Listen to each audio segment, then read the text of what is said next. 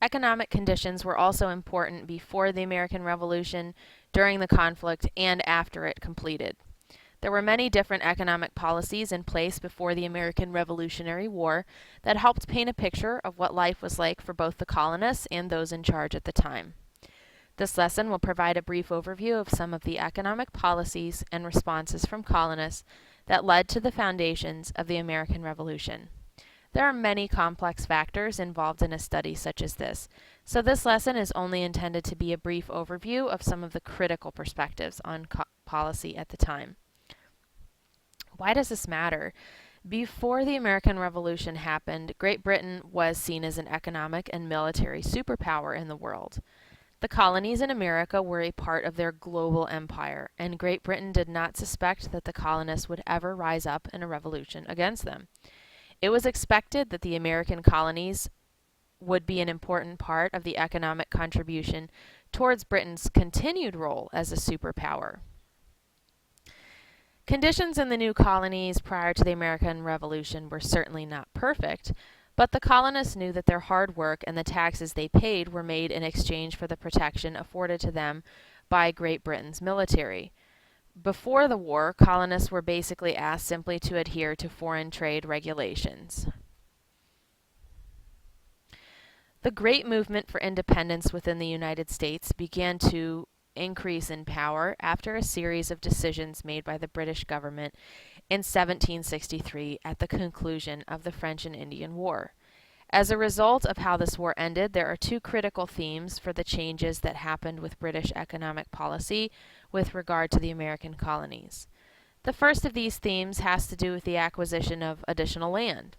In the aftermath of the French and Indian War, colonists were forbidden from settling or trading with Indians on land in the territory between the Mississippi River and the Allegheny Mountains. Without permission from the British government, colonists were not allowed to trade with Native Americans in this area or settle in these locations. They were already some claims to that land from several different land companies, individuals, and even American colonies at the time. In essence, this action null and voided their claims. The other major change in economic policy with regard to the colonies has to do with taxes. Although the British had achieved victory over the French in the 7 Years' War, they had done so at a very costly price. In Great Britain, taxes that are even raised significantly, taxes were raised significantly, and the government debt had practically doubled during this conflict.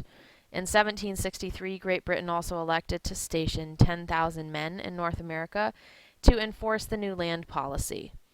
This is part of a greater military buildup in the area, which the British felt should also partly be the financial responsibility of the Americans who would supposedly benefit from the protection of these soldiers. As a result, there were several tax acts passed by Parliament that would allow for the transfer of revenue to help pay for the standing army in America.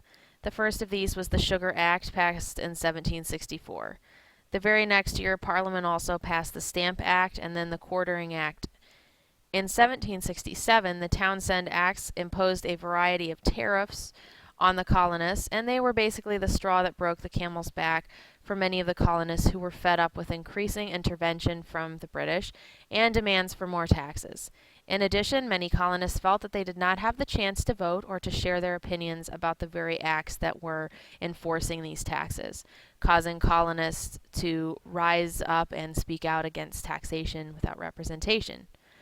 Although the colonists were successful in fighting against the oppressive British policies, there were also many questions that needed to be answered at the conclusion of the American Revolution. At the end of the war, prior restrictions on industry and trade ended. As a result, a manufacturing and merchant marine industry were able to develop in the United States. So this was a positive. The removal of the requirements about Western expansion made it possible for many individuals to migrate across the Appalachian Mountains into areas where they were previously forbidden from settling. Many economic policies that could in some way be linked to Great Britain were abolished. They were eliminated early on in the new history of this United States. There were downsides for the colonists, however, like decreasing agricultural prices in cities that were plagued with high unemployment rates. America had also lost her primary position as a trading partner with Great Britain.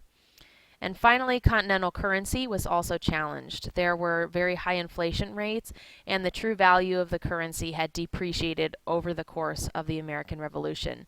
Economic planners working in the aftermath of the American Revolution were primarily concerned about increasing the currency value and reducing the inflation rate.